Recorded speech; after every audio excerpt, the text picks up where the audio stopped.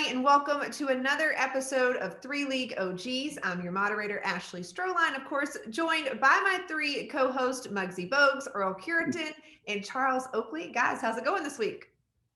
Great. Good. Can't complain. All right, well, let's just get into some hot topics. There's a lot going on recently in the league, and we'll kind of start. We talked a little bit about it before, but everything that was kind of going on before the All-Star break with the Utah Jazz and, Donovan Mitchell being kind of vocal and Rudy Gobert and then them getting fined. So just what did you guys think about their criticism and everything that followed? Well, it's things are getting testy in the NBA with the officiating. A lot of players got a lot to say out on the court. A lot of new rules been implemented. I think now that, you can go back and review everything, it makes things a little bit difficult on the officials because they know now if they make mistakes, you go back and, you got to change it. And, it's just a lot going on. Like, the coaches talking, I think players are a lot more vocal too. And it has been some bad calls. There's no question. It's definitely been some bad calls. And I think players really get upset when officials interfere with the outcome of a basketball game. When that happens, then, that really ticks players off. I think, both sides got to try to work it out and come together and try to straighten it out, though, because it can't continue to keep going on the path that it's going on because, it's not going to work that way when you got, players are really starting to complain and coaches are complaining. I was the kind of person when I played, just left the officials alone. Only time it really affected me is, like I said, at the end of a game, if it affect the outcome of a basketball game. But a lot of players now think they can get on the officials early and it's going to help them later. And the coaches are on them, the players are on them. And you got a lot of new officials in the game as well. And some of them don't really understand how to control, what's happening out there on the court. We had some officials in the game that knew how to communicate with players, knew how to communicate with coaches, knew when to make calls and when not to make them. So I think, it's going to take some work on both sides of the fence to try to reel this whole thing in. Well, I think they need to get rid of the instant replay. Just take it out of the game. Playoffs, you got 4 playoffs now. They could play all the time, the whole game. They need to do something about that, because superstar get calls and every player think they're a superstar now, and they're not. Because they're selling your jersey in the gift shop or online or, your social media, people follow you. That doesn't mean you're a superstar. Superstar, basically, you only got 3 or 4 in the whole league. So all these guys crying about calls, prove your point. Play basketball. Shut up and play basketball. I ain't gonna say dribble, but shut up and play basketball. What you're getting paid to do on a nightly basis when you play back to back or 3 or 4 games a week. It's just too much complaining going on. And I know the official job is tough. When you got guys, the 12th guy hollering at you, you got the other guy hollering at you. These guys play 2 minutes a night hollering at officials about calls. You're not gonna get no calls. You need to man up, and coaches got to hold their guys accountable. Because sooner or later, the officials they're going like, okay, hey, my life is on the line, your life is on the line, and it's gonna be some time they sure make a call for you, and you made him mad late in the game. He's not gonna call, and then you're gonna get mad. So they can always pay you back, like you say. They get a whistle, and that's what's happening in the street with the police. They get the gun. So just try to do right. That's all I can say. Try to do right. Well, it's part of the game. It's always been part of the game. And as you guys, especially Will just mentioned, you just got to play. Guys got to just understand one play is not going to dictate the outcome of that game. I mean, it's been plays throughout the course of the entire game that had some kind of, effect on what the outcome going to be. So it's not that one play. Guys just need to play. And again, not to shut up, but just need to play it and not really complain about what's being called, because the call is not going to be changed. It's not going to be changed unless they go to the instant replay and they have to look at it and all this. Why give away free money? Just giving away free money for no reason at all. You put up a little tantrum out there just like a kid, and here it is. Once it's all said and done, the call stands. And what now, in the worst case scenario, you get ejected or you cost your team a game. So basically, just need to just go ahead and stop complaining. Play the game and let the ref go ahead and call the game as they've been doing, consistently. Well, they are human. There's one thing about it. Officials are human beings. They're subject to error. They're going to make mistakes. They're not going to be perfect. And you can't talk, if you think you're going to talk to them any kind of way and it's not going to have an effect on the outcome, it's definitely going to have an effect because they're human just like, the person that's yelling at them all the time, I agree with Oak. You can't be out there whining and crying all the time. You got to play the game of basketball. You got to put your money on the line out there by playing the game and not crying throughout the whole game. So coaches, they definitely got to reel that in, and officials, they got to do a better job of missing so many calls. They're missing more calls this year than they ever have in the history of the league. So they got to get on top of that, and they are trying. I do college basketball, and I have the officials who come over to me in college basketball sometime and ask me, did I see that last play? What did I think? So they're conscious of what, the calls that they're making. Was that an offensive foul? Did we make the right call on that? So they'll come and ask that. They're starting to do that in college basketball. So they are thinking about what they're doing, but they do have to clean it up and stop missing so many calls. Well, we get the report like the next morning of like all the controversial calls, and it was like, this ref got it right. This ref didn't. Sorry that you lost the game by a point. So it's like, it's all documented now, right? Like we're all watching it, and we all get the report to say, oh, they got it right. Oh, they did it. Oak, what were you going to say? No, I was going to say something similar to what you said, but my thing is they blowing up. Okay, how many whistles are blown in the game on a nightly basis? I think they got a number, and every night they can go at least 20 over. That's what Earl was saying about the calls. I mean, the game is so much traveling and just guys flopping, throwing up shot, looking for a call. It makes you don't want to watch the game. And now they need to complain to the officials. The commission need to come down on this. They gonna get this straightened out because, it's the second half of the All-Star break. Now guys should be in gear. They should be ready to play for the last 35, 40 games and make a run for the playoff. He need to get something set, like when you get to the playoff. Guys can't be walking up to the officials, talking about, just, okay, you foul, go to the free throw line, let the guy shoot his two, go down. Just like basketball. Keep all the unnecessary stuff out of the game. Because more you let them engage, the game going to be longer, slower for the fans. All right, next hot topic. We're going to go with LaMelo Ball. Obviously, a lot of people saying he's the clear front runner for Rookie of the Year. Michael Jordan actually giving a statement to the AP. He said, I think Melo has adjusted to the NBA game better than any of us ever thought this early in his career. He has exceeded our expectations so far this season. So what do you think about his play and MJ's comment? Well, his numbers are there. There's no question about it. I mean, he's averaging 15 points, 6 assists a game. I mean, he's getting it done in a lot of different categories. And he's definitely, the first part of his season, he's shown that he fits in and he's really, really making a difference early. And having Mike to come out and say that, I know what kind of person Mike is. If he's going to give you that type of compliment, there's got to be something there with what he's doing out on the basketball court.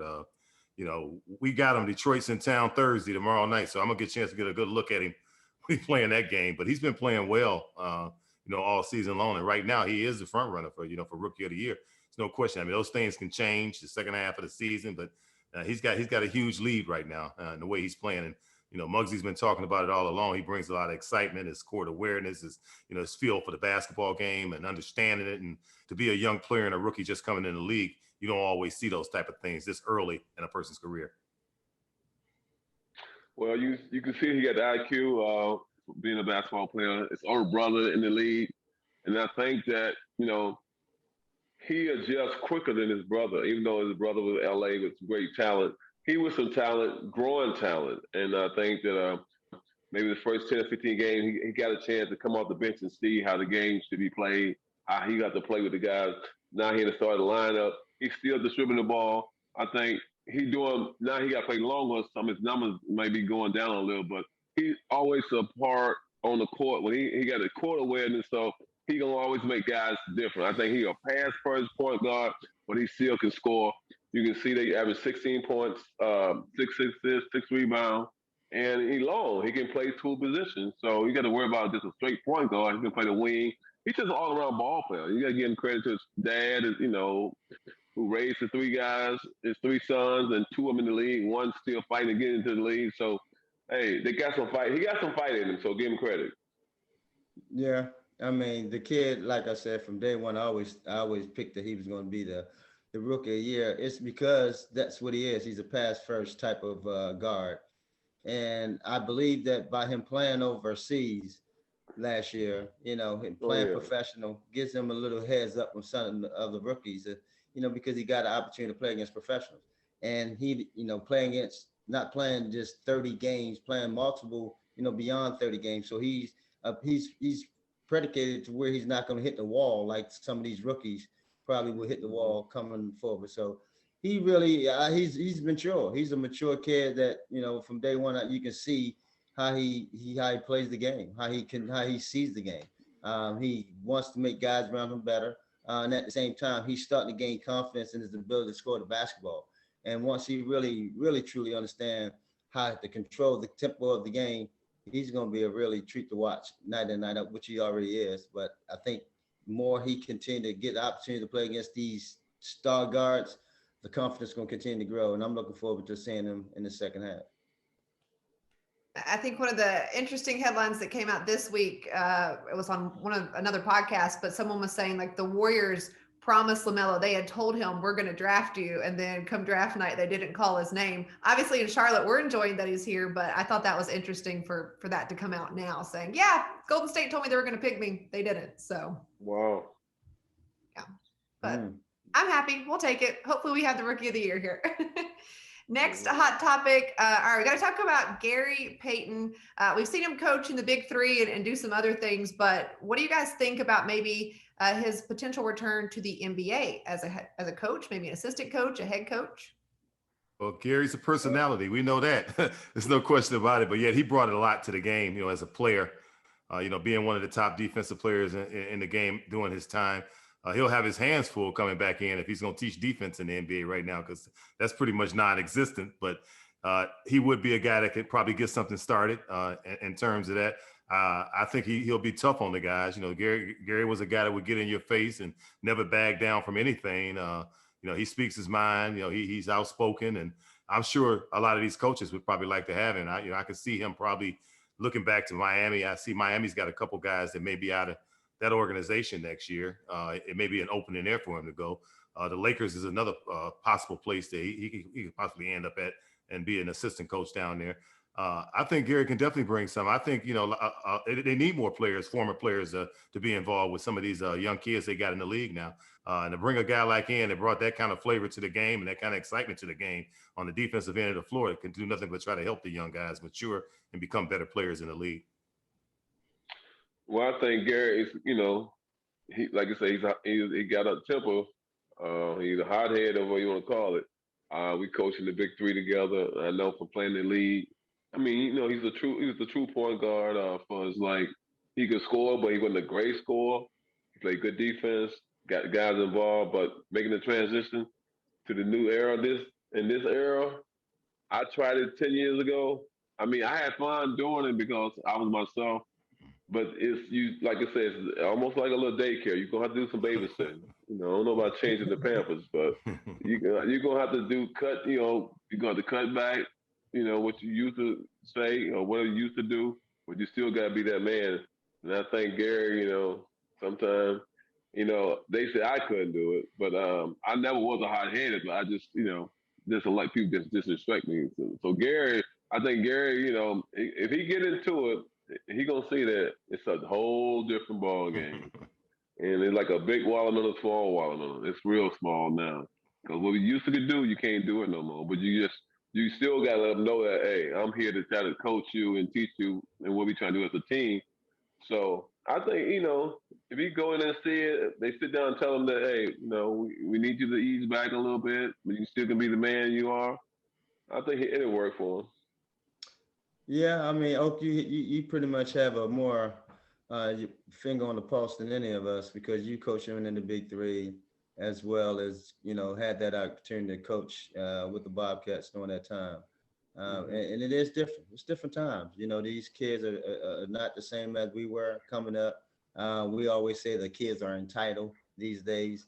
And with that attitude and the type of person we know we are, especially with GP, and how, you know, he reacts, it's going to be a challenge. And if he's willing and he understands that, then I know he'll be successful in doing it. But again, you know, it's a lot of things that's going to be tested, because these kids feel like they don't have that ear to where they can take that constructive criticism to be able to, you know, want to be the best at who, you know, at your craft. So I wish them all the best, and it's going to be interesting to see how it all, you know, turn out. Yeah, the quote from him was, "I got a surprise coming for a lot of people pretty soon. I don't want to announce it right now, but you'll see it pretty soon in the next couple of weeks. I hope everybody will be excited about it." So I guess we'll see what the surprise is. If it's a return to coaching or it might be he got a T-shirt line, so it might be another T-shirt. Hey, maybe he'll send one your way. You can wear it on the next show. They're not gonna hire mid-season for no NBA team, so right. unless he's gonna be an official. So.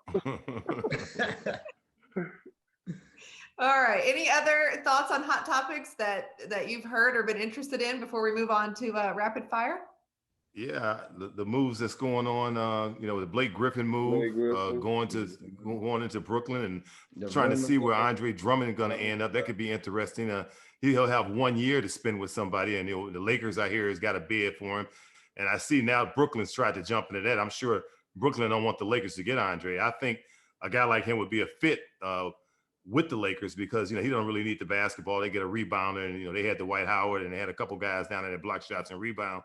And that's what he can do. I mean, he wouldn't hurt that team.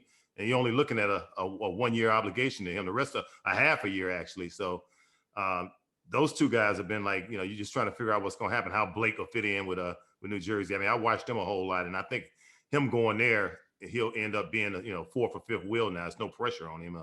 He'll probably get open shots, and that's about all he can do is knock down open shots. Not the same lifts anymore. Not great lateral movement defensively. But he probably knows how to play the game. He's a veteran. He's been around. He'll fit in with a bunch of superstars like that. So, Earl, so like you said, he needs to be in a wheelchair. I'm just saying Blake ain't the same. That's for sure. And and whether he wants to admit that, I like Blake because he always played hard. He played hard his whole career. Unfortunate for him, he had a ton of injuries that's kind of slowed him down now. And I don't know if he's going to be able to regain. Part of his game was jumping over cars and dunking on people and all that. That's not in the picture anymore. He's more like a Charles Oakley type game now, without without the physicality. I don't think he can shoot like that. Yeah, he could out jump me, but he couldn't out shoot me. But I think that I don't know what happened in Detroit. You go from the best player on the team, and this year you're on the average of 12 points. It's just like Love in Cleveland. These guys got these big contracts now. They're fading away. They want to be with somebody else. They don't live up to your contract. They paid you. Don't bail out now. I mean, they're doing this a lot now in sports. Everybody want to bail out after they get the contract. I understand the league. If I'm owner, I'm mad. I wouldn't be paying. I'll stop paying guys because sooner or later, especially with the market, you ain't pushing the needle like a chance of get to the final or something. Then you can turn around and give a guy $150 million. Then 2 years he want to be traded. I want to try to win a championship. I mean, it's bad on the owners, but it's a business because I know like we played. They trade you at 3 or 4 o'clock in the morning. Don't call and tell you. So hey, I guess this new age of player paying them back for what they did to the old age of players, like trade people at night, now getting these big contracts, and okay, I'm paid, let me get out of here now. They forced the team to trade them. That's the thing. I can't believe the team just bailing out and just say, okay, we'll trade you for 3 draft picks, we'll trade you for a player-on draft pick. And them teams will never grow. So draft picks is one out of what? 2 rounds, 6 picks. And basically you get 3 or 4 guys out of the 6, then you got just 12, 14 teams in the lottery. I mean, and these teams not getting better. Yeah, well, the situation for Blake, I think he's gonna have to find a way how to retool his game. Right. It's just like it reminded me a little bit of what LJ when he hurt his back. He ain't that same. He wasn't that same player. You can't be explosive. You got to now become, if you're gonna become a jump shooter and you mentioned his IQ level is supposed to be high. You say it's supposed to be high. He able to, be able to now retool and bring something more to the game. He's shooting more jump shots. But I think for Blake, he still should be able to, have some sort of be able to post up a way to where, especially smaller guys, in this league, should be able to take advantage of that. That aspect of his game. So hopefully he could be able to, do those two. Because watching him just in Detroit, he was just mainly just on the perimeter. Yeah, I saw all of his home games. I watched a lot of him. The athleticism is definitely not there. I don't know if that's going to get better. They didn't run a lot of post up for him. Maybe they'll do some more with him, down there. But he had a hard time with his lifts underneath the basket. He's pretty much turned into a perimeter jump shooter now. I mean, he had about 26 against the Lakers when they came into town. And if he gets off to a start, he'll knock down 5 or 6 triples. He'll still, trick some players and get calls and get to the free throw line. Not a great free throw shooter, but he can make some. So I just see, with a team like Brooklyn, you got those type of players. The eyes are not going to be on Blake Griffin. I mean, they won't be able to just concentrate on him. He's more isolated here in Detroit than he would be in Brooklyn. I mean, he's going to be a guy that's just a piece down there if he's willing to accept that role. Now, if you go down there thinking that, he's going to have a big part in it, I think he'll be disappointed. Andre Drummond, a different situation. Here's a guy that the Cleveland Cavaliers, couldn't sign back. They knew they weren't going to have him next year because they, the money that he wanted, I guess obviously they didn't want to pay him, the same reason why they let him go out of Detroit.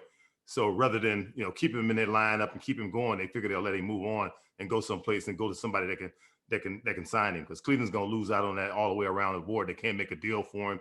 His contract's running out, and that'll be it. This is his last year.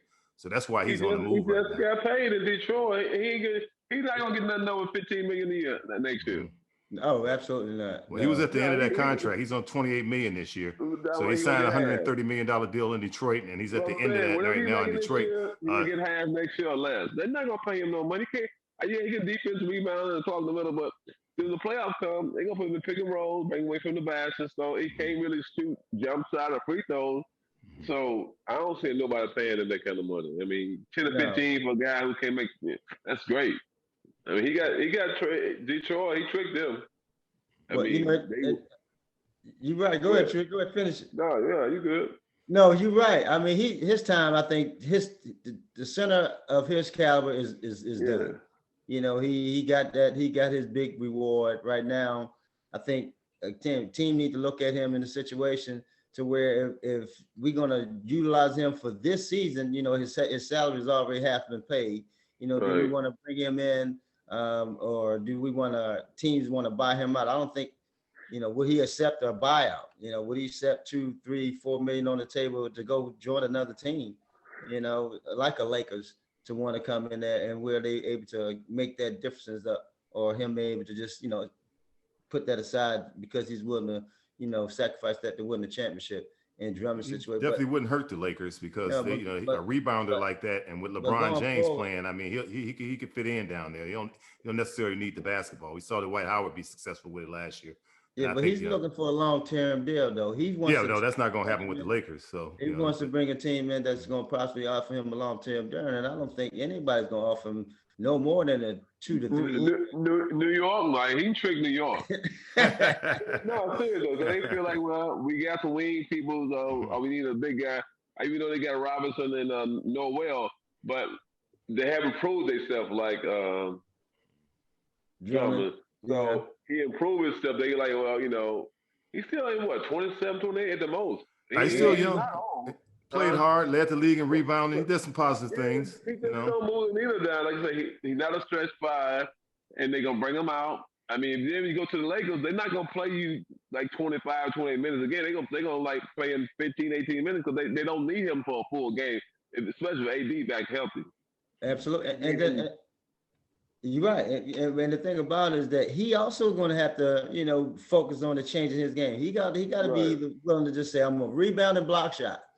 I'm going to rebound, block shots. And, if the ball come, I get a bonus here and there to where, I'm satisfied. It ain't no dumping into me, give me 5 more, 6 touches. He's just ain't that. Dwight Howard was doing it in Orlando. I need the ball. And can't make a free throw. He ain't got a post move. Need the ball for what? The circus? We got to move on to rapid fire. So we've got a couple different topics here. I'll say the topic and you each give me the first thing that comes to mind. So we'll start with Donovan Mitchell. Oh man, exciting. Player on the move. I mean, he's up and coming player. Shut up and play. I mean, he's definitely having a good year this year. I mean, first thing come on my mind, he's one of the up and coming in the league right now. Utah's in first place. He's not better than last year, Earl. Well, he's shooting the ball well. Last year. Well, he putting up some good numbers for him. I mean, I got to give Donovan a little bit of credit because he's been playing this year. He's definitely up and coming. He's definitely up and coming. In terms of it'd be interesting to see what he do in the playoff, but he's definitely one of up and coming rising stars, you know, by far. All right, next person on the list, Julius Irving. Ah, man. To me, you know, just he's what the NBA. He kept the NBA alive. He coming from the ABA into the NBA. He kept it alive. Everybody was on that Julius Irving bandwagon when he first came in the league. I mean, most exciting player to play the game. All these guys that are in the game right now, they grew up on the Dr. J, because Dr. J was amazing coming over from the ABA into the NBA. So you just think of excitement and showtime when you think of Julius Irving. The smoothest legend of all time. He's the smoothest legend of all time. Doc. That's my man. That's dresser, smooth, cool. Classes, one of the classes. All those things. Ambassador. One of the classes ambassador that ever represented the league. Yeah. I mean, his play speaks for itself, but his companionship, the way he treats others is off the charts. Yeah. Had I been a boy, I was going to be named after Dr. J. So I was going to be Julius Stroehlein, right? Because my dad was a huge fan. But then you got a girl, and I guess he was like, we're not going to go with Julia or anything. Forget it all. She's just Ashley. So that's the impact he had on my family. Yeah, you're a real OG then. It's going to name you after a legend. Yeah. But nope. Sorry, had to let him down. We got to get him on. I'd love to have him on here. So hopefully we can do that. Yeah, that'd be great. Yeah. Yeah. Next name, Mike Tyson. Ooh. Fierce, ferocious. You know what he was bringing to the table. It wasn't no question about what Mike Tyson brought to the table. When you stepped in the ring with him, he used to come out with, nothing on, no towel, no robe, no nothing.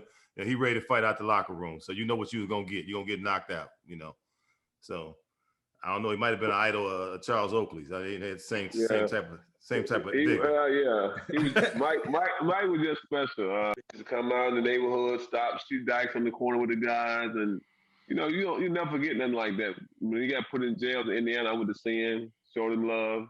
And up in New York, he used to come to Harlem, hang out.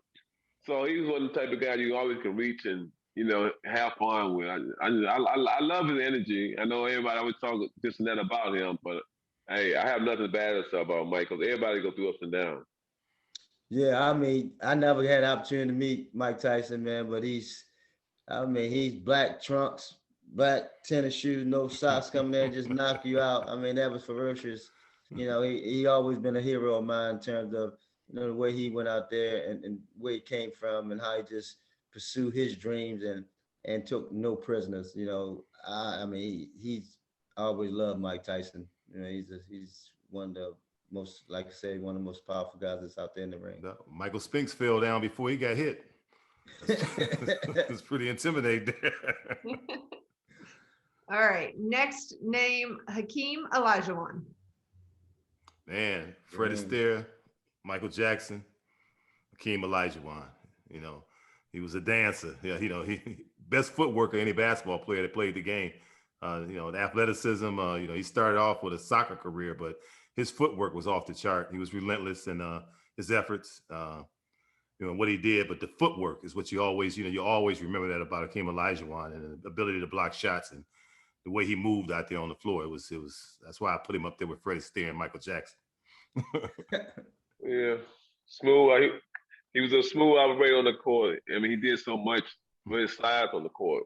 Probably could play 3, 4, and 5. The offense, pass, and he just run the court, help side, weak defense, and the moves he put on David Robinson and a few other guys to kill, and it's just like this guy making them look like they nobody, and they superstars. So you got to just like wow, because he did it to Patrick too. I played with him, I seen him, but King he was special. He was like Moses Malone. Them two guys were special in the NBA. I never forget Moses. That's my man. And the King, Moses taught King Olajuwon part of the game when he was in Houston. So they like, to me, them two hand to hand. Yeah, for me, they was like throwback centers. King was the type of center that, just had the ability to move like a guard. The footwork he had, was able to display out there. The way he was able to shoot the basketball too. But he also had a good vision in passing. And, of course, blocking the shot was definitely a passion for him. but the understanding of the game. A big man that understand the game like a guard. That's very rare to see. And playing with Moses and having to understand of what he meant to the game and how he approached the game, and having Akeem as under his tutelage. I mean, you can just imagine, the sponge he was soaking up all that information, because you can see he meant the type of knowledge and way Moses played and the way he played. It just was a wonderful thing to see. Like I say, move like a god, like a gazelle. Yeah, I had to, the time I spent in Houston, it was amazing because you didn't have to run an offense with Dream. You spread it the court. You had Robert Horry, Kenny Smith, Otis Thorpe, on the weak side. And once you punch that ball inside, the defense always had to react.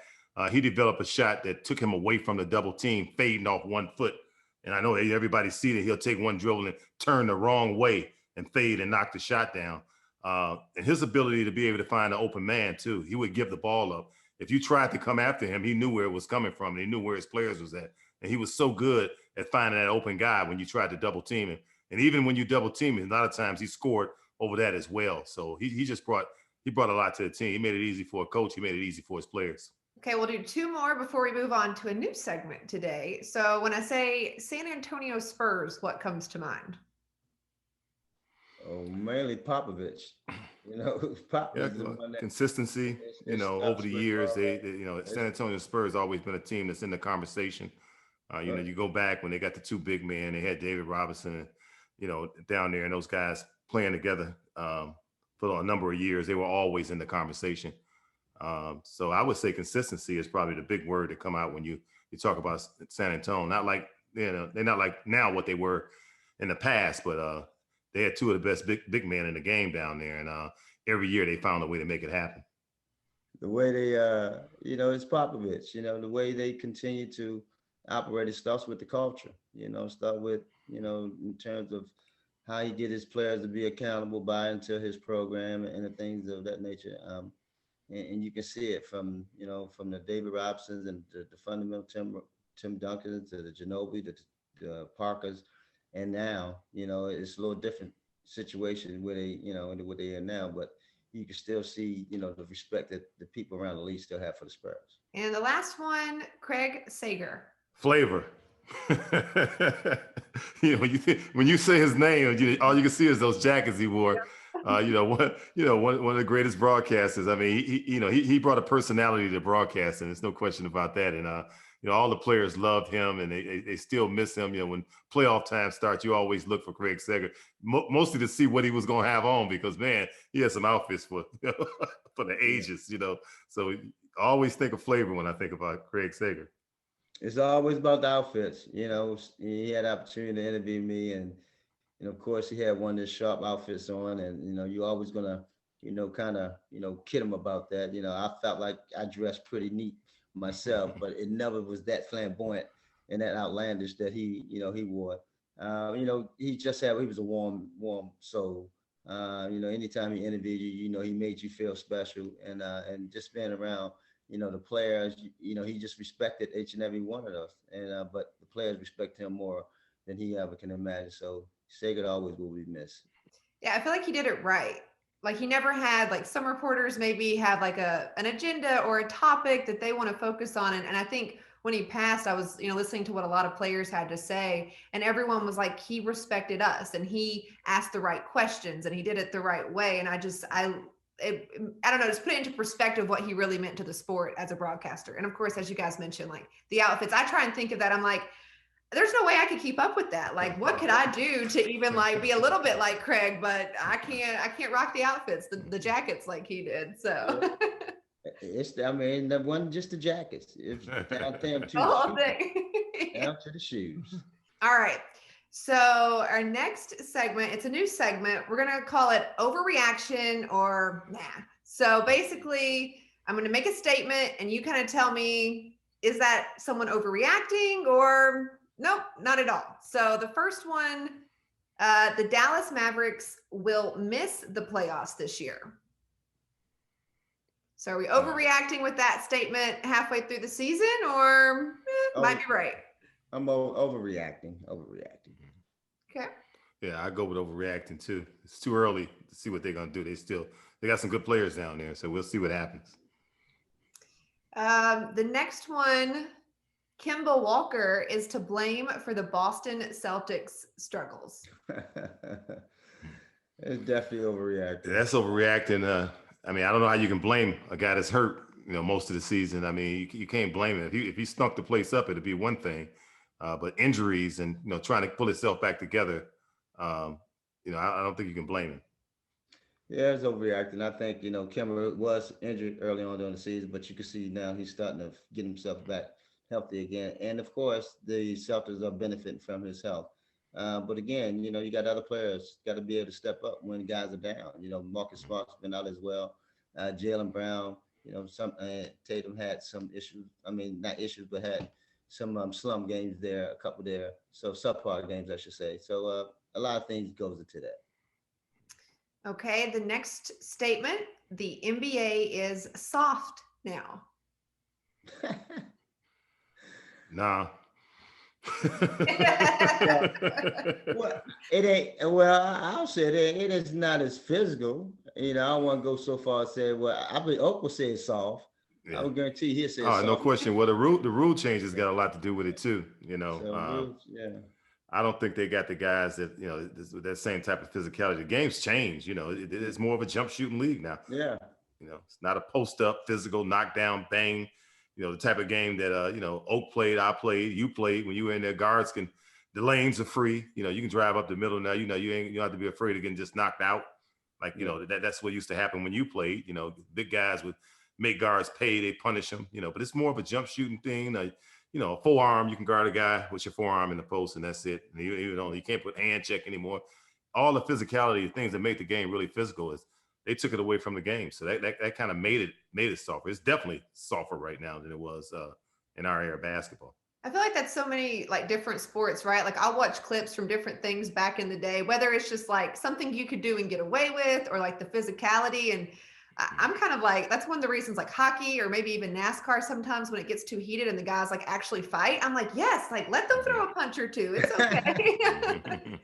Well, I'm back in the day, they used to throw a punch. Oh yeah. Ex Rudy. Two more headlines in this one. Wilt Chamberlain's record for most points in a game will never be broken. Obviously, that's triple digits, so going to be hard to do. I wouldn't say that. You had Kobe go for 81. You don't have guys that, in the way the game is now. Wilt did that with just 2 points. These guys got 3. He shot all 2s to get to 100. It's a possibility it could be somebody come along that may happen. I don't know, when, where, and how, but I think it could be possible. I don't think it'd happen. Kobe did come close. We do have threes more emphasized in the game than back then. But I just think that, team-wise, the way the game is, I don't think they allow that to happen. I don't think any team will allow somebody to have 100 points on them. I'm quite sure what was going on with Toronto during that time. Jalen Rose right now, and I'm, kind of thinking about that. But today's days, I don't think anyone or any team will allow anybody to score 100. Just me personally. You think anybody ever break our record here in Detroit for the highest scoring game in the history of the NBA at 186? Well, that could be possibly. In a regular season game. I'm not talking about the All-Star thing that you see. I'm talking about in a regular season game. I've seen some high-scoring games this year. I think about it, but that goes all the way back into 84, I think it was. Yeah. But we had the highest scoring game up in Denver with 3 overtimes, and it was 186. So I don't know if anybody's going to. That's the only reason it's going to happen if it goes and then double or triple overtime. Yeah. Or because Brooklyn are capable of putting up 100. That's why I'm asking. I'm wondering if there's going to be a team to do that. Because I've seen this year, 140s and but 186. It have to be, like I said, it have to be multiple overtimes for that to happen. Yeah. The teams to be able to continue, to be scoring like that. Mm-hmm. Well, I still got the play. Yeah. Still hold the title.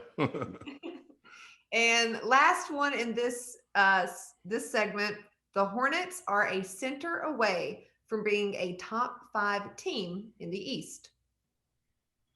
I can agree with that. Well, let me see. Top 5 in the East. I can agree with that. I can agree with that. And right now we stand in 7th. And no disrespect to Bismack and Cody Zeller and Richards and those guys. They're doing what they're capable of doing. But I think if we had a guy, maybe like a Drummond or someone that can kind of fill that middle and get the guys more in the up tempo type of game, like they like to play, it could be very dangerous. Very dangerous.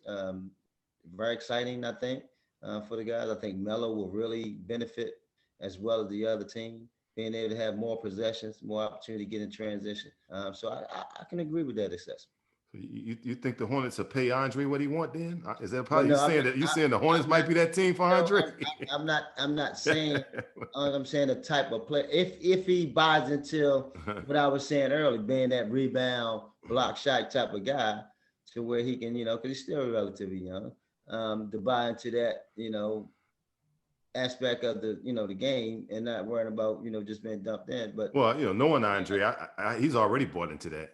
He tries to do other things because that's what they say they want in the game now. But his whole game is catching lobs, rebounding.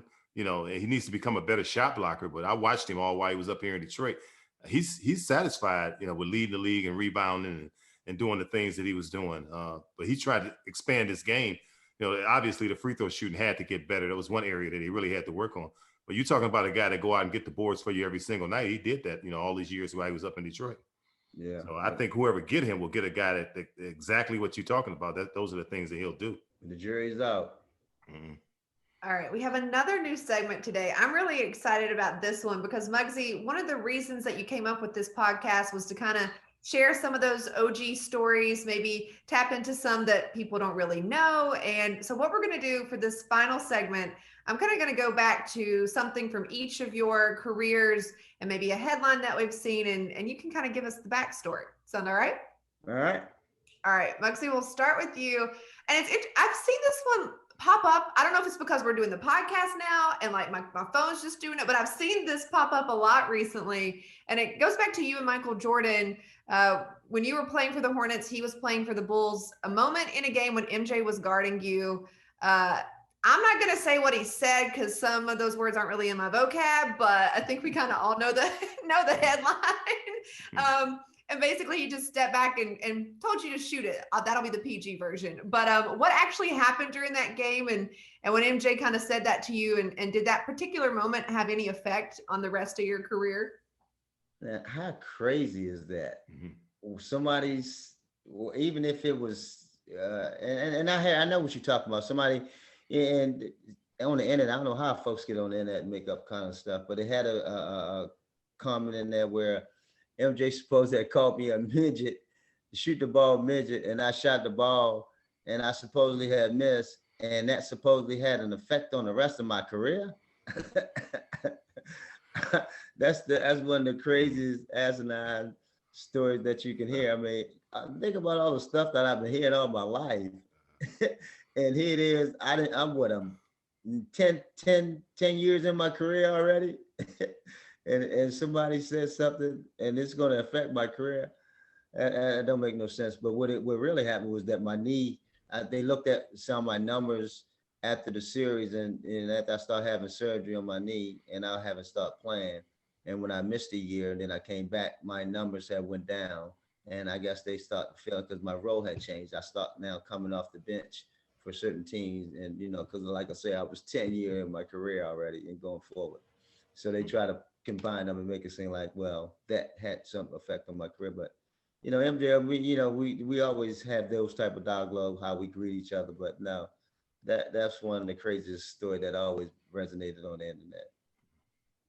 It's wild. I mean, I have seen it recently pop up on Instagram and like the quote, and it's got like you and MJ, and I'm just like, I had never heard that story before. And then I saw it was one of our topics for today, and I'm like, all right, did he say it and what happened? So no, I can't think of a player in the league that didn't have the utmost respect. I mean, nobody wanted to bring the ball up against this guy. I've talked to numerous guys about that. Some of the best ball handlers from Magic to Isaiah to all those guys, they wanted to get rid of the basketball. They didn't want to bring it up the court.